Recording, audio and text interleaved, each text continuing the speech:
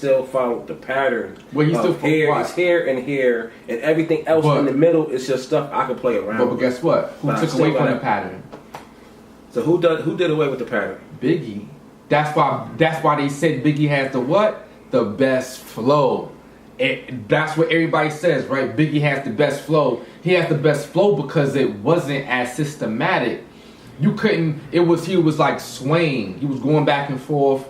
You know what I mean? But you had to listen to the point. And a lot of it is So you're saying Biggie broke that. Biggie was more like Big Daddy Kane in his influence. I thought I said Kane. Kane definitely was systematic. Well, yeah, but Biggie was trying to innovate. Money, gotta have it. Make it disappear and bring it appear like magic. Money, gotta have it. Make it disappear and bring it appear like magic. So by his version of innovation is not sticking to I have to rhyme on this beat. I have to rhyme on the fourth beat. Well, I can rhyme on the third and the fifth beat.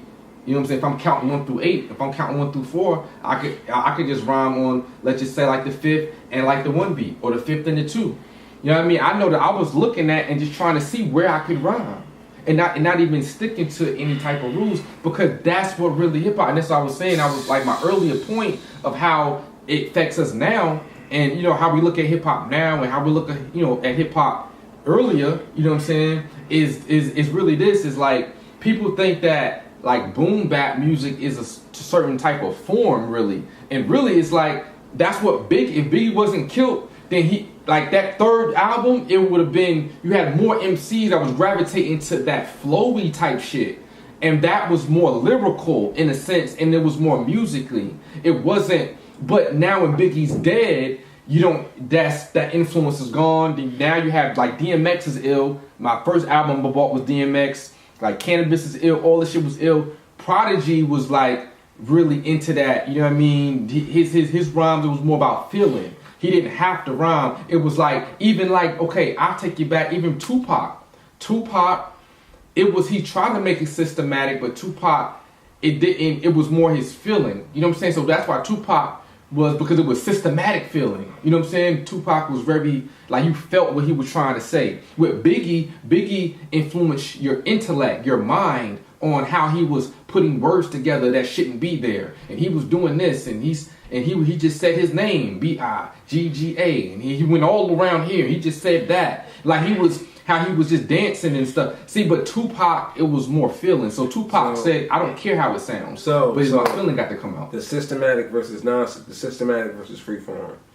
Yeah, I want to break that in two different ways. That's a definite distinction that we can make among artists. And if we went down the line of rap artists, you'll find that distinction. But I'm pretty sure it is safe to say that there are way more systematic rappers than there are freeform rappers. There are way more DMXs and Big Puns as opposed to Nas's and Biggie. Well, the systematic versus non-systematic, because the non-systematic will be on a higher level, since that you have to learn how to be systematic in order to not be systematic. No. You know what I'm saying? No, because I disagree with that heavily. Because I feel if you are not being systematic as a rapper, that's you admitting that you can't do it. That's a cop out to me. If you understand that the standard throughout the history of rap, right? This is a standard. This is how you rap. This other thing is poetry. Rap is it has to here, and then the advancement of rap is I'm still keeping it here, and here. I'm just having fun with rhyme words in the middle of the fucking standpoints. But see the thing about it, that's a limitation though. That's not really a rule. It's a limitation because now you limit the artist from being able to rhyme after that. No, because so many other rappers do that, and they have so much fun in between. Yeah, you can keep a standard, and you can advance this. I'ma still keep the standard, and I'm gonna do freeform shit in the middle, but I would still keep it here, and I can do whatever I want in between. But that's the thing where when you have an ability to convey a certain perspective put it on the beat. Not really, like you look at it on paper, it's completely different. And then when you hear it, it don't even sound like how it was on paper. And that was Biggie a lot. You know what I'm saying? Like things on paper, it just looks how it looks, and then you in the booth, and then how it lays out. So even if if it's something where, okay, I'll give you an example, like in jazz, like hip hop has a lot of roots in jazz. So even like certain jazz trumpets, instruments, everything was like pretty much a melody. So the rap vocals were intended to really be a melody. Not really, you're looking at it more of a, maybe like the drums or something. It's like a drum. With the drum should be there with the beat already. As a voice, I'm just trying to enhance the beats or the production. I'm trying to enhance that and use my voice as something like a trumpet. That was the whole idea with Rakim. He was using his voice to really just hit the beat where it needed to be hit. But it just so happens that, if you add the rhyme word at the end, it sounds good.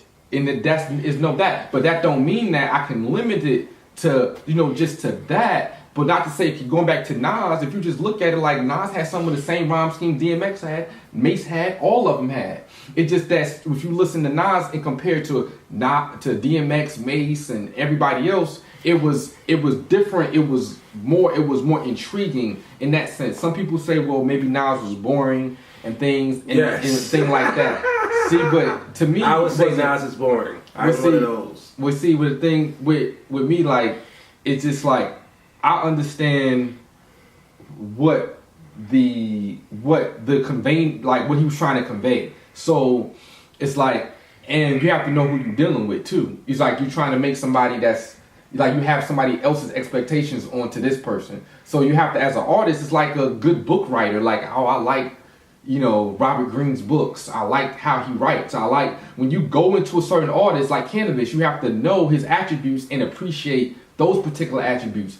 DMX was the first I wrote. I love DMX, but I just knew that Nas had attributes that was definitely I could definitely appreciate, and it was definitely where it was difficult to to predict, which is like, to me, like, that's when fighting, going back to Floyd Mayweather or whatnot, like if I'm a fighter and I can predict your movement, I can predict where you're going to go. Wouldn't that be a limitation? I don't need to be able to predict you, and I can defeat you. Money, gotta have it. Make it disappear and bring it back like that. Money.